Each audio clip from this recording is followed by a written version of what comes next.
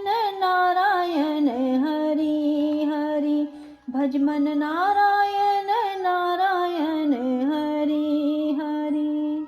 Radhe Radhe, Jai Shri Krishna.